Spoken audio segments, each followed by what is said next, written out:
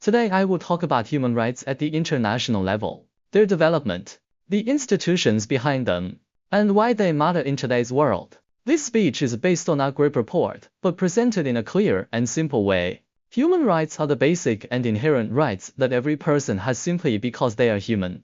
At the international level, human rights represent a shared global understanding that all individuals deserve dignity, fairness, and freedom. These rights apply to every person regardless of nationality, gender, race, religion, or social background. International human rights operate through global treaties, institutions, and laws that encourage countries to respect and protect these standards.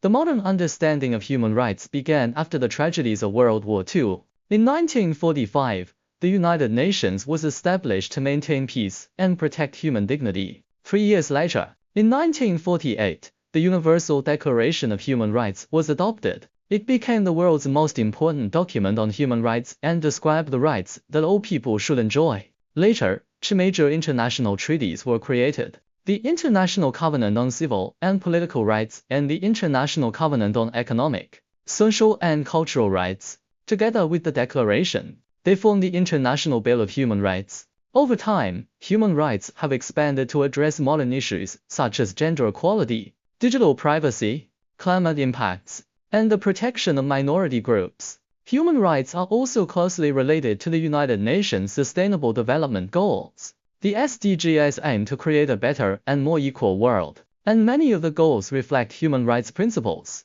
Ending poverty connects to the right to a basic standard of living. Ensuring quality education supports the right to education. Promoting gender equality reflects the rights protected under international agreements for women. Strengthening justice and institutions connects directly to the rights of participation, fairness, and access to justice. While the SDGs and human rights share the same purpose, many countries still face challenges such as limited funding, political resistance, and conflicts that slow down progress. In today's world, human rights are not only the responsibility of governments.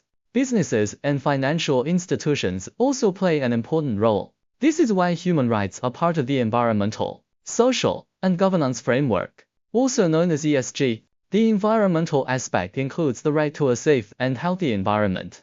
The social aspect includes fair working conditions, safe workplaces, and respect for communities. Governance includes transparency, accountability, and ethical decision-making. Companies that ignore human rights often face serious consequences, from social backlash to financial loss.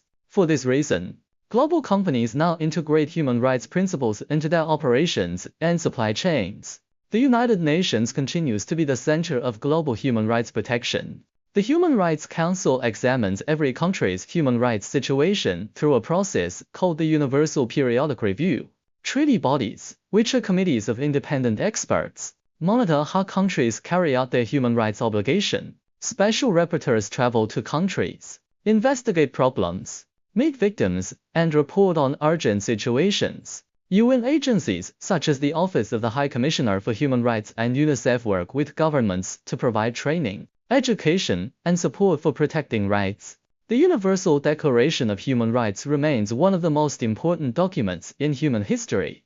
It contains 30 articles that describe civil, political, economic, social, and cultural rights. The declaration is not legally binding, but it has shaped the constitutions and laws of many countries. Over time, many of its principles, such as the prohibition of slavery, torture, and discrimination, have become part of customary international law. This means they apply to all countries, even if they have not signed specific treaties. Global human rights organizations also play a major role. These organizations research violations, publish reports, support victims, and raise awareness. Amnesty International defends prisoners of conscience and campaigns against torture and the death penalty. Human Rights Watch investigates conflicts and human rights abuses around the world. Human Rights First focuses on legal protection and training. The International Federation for Human Rights connects local groups across the world and gives them a voice in international discussions.